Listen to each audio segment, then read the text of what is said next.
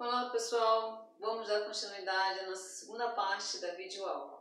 Ainda falando sobre transitividade verbal, ok? Do tempo no primeiro, mas agora vai dar. Vamos lá.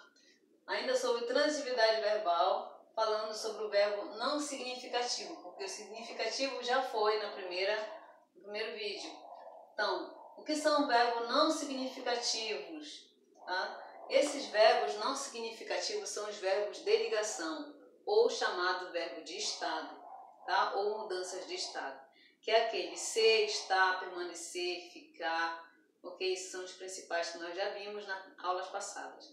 Então eu vou mostrar aqui um exemplo para vocês, né? Exemplo aqui, os leitores ficaram indignados.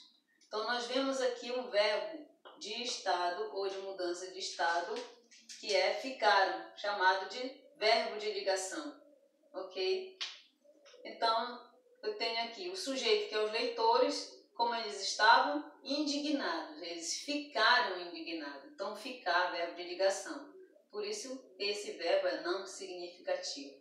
Eles exprimem mais estado, como uma pessoa está, o emocional, do que a ação, ok?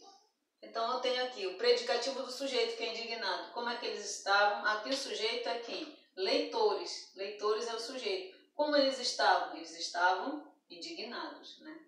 Os leitores estavam indignados. Então, aqui eu tenho o verbo não significativo. Nós temos também um contexto aí de alguns verbos que pode se encaixar no verbo de ligação ou verbo de estado ou mudança de estado, como por exemplo o verbo andar, né? Eu posso dizer assim, a menina anda, é o verbo transitivo, o verbo intransitivo, a menina anda, porque ela está andando normal, é um verbo de ação. Mas quando eu digo a menina anda triste, a menina anda desolada, já não é mais um verbo de ação, já é um verbo de ligação ou de estado, porque está exprimindo a forma como a menina está. Como é que ela está? Triste. Depende do contexto esses verbos aí, ok? Então era mais essa ressalva que eu queria deixar para vocês aí, para que vocês fiquem a nível de conhecimento. E vamos passar para um outro assunto, que é vozes verbais, né? Nós temos 3 vozes verbais, voz ativa, voz passiva e voz reflexiva. Então, voz ativa, o sujeito ele é agente. O que é a voz passiva quando o sujeito é agente? Na verdade, a voz passiva é sujeito agente. O que é isso? É quando o sujeito pratica a ação, né? O verbo ele vai revelar que é o sujeito que está praticando a ação. Por isso ele chama-se sujeito agente. Vamos lá. O leitor escreveu a carta. Então, quem escreveu a carta? O leitor, né? Então, o leitor é sujeito agente. Escreveu é verbo transitivo direto, a carta objeto direto. Essa frase todinha aqui, essa frase é uma frase na voz ativa, uma oração na voz ativa. Porque o sujeito agente, ele pratica a ação. Na voz passiva, o sujeito ele é paciente. Na voz passiva, o sujeito é paciente porque ele vai sofrer a ação. Ele não vai mais praticar a ação, mas ele vai sofrer a ação. Vamos ao exemplo. A carta foi escrita pelo leitor. Aqui o leitor já não é mais o sujeito agente, ele é agente da passiva. Quem vem ser sujeito agente é a carta. Note que a carta foi escrita pelo leitor. Geralmente a voz passiva vai vir. O menino foi acolhido pelo prefeito, vamos dizer assim.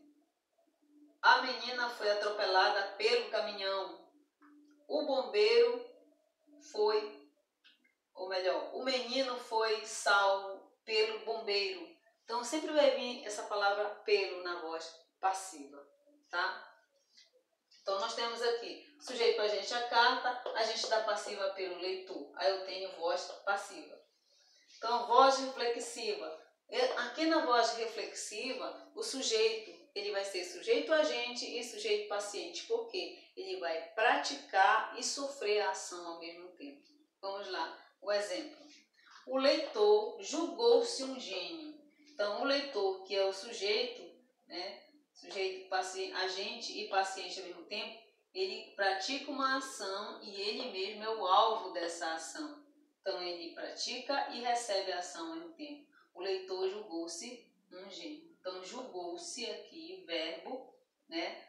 O verbo o quê? Reflexivo, porque vai ser a voz reflexiva. E objeto direto, um gênio. O leitor, sujeito, agente e paciente ao mesmo tempo. Ok? E tem uma que eu deixei por último que chama-se voz passiva sintética.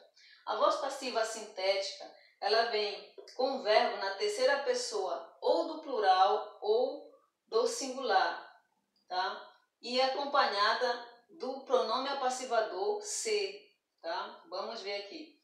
Vendem-se apartamentos. Então, eu tenho o verbo transitivo direto, que é formado aqui, vendem-se. Verbo que na terceira pessoa do plural, esse aqui, vende. O se é o pronome apassivador, que quer dizer que está na voz passiva, por isso que ele chama-se pronome apassivador. E apartamento é objeto direto.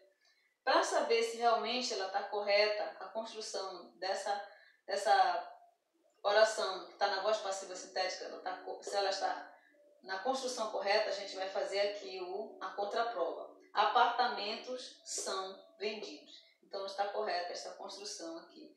Vendem-se apartamentos. Então é na voz passiva sintética. Ok, pessoal, então era esse assunto, esses assuntos de hoje. Procure lá nas páginas 65 até a página 79 esses assuntos e faça lá os seus exercícios. Pode também aproveitar tanto o exercício do livro didático como o exercício no caderno de exercício que vocês têm, caderno de atividades. Ok? No mais, até a próxima aula. Tudo de bom para vocês.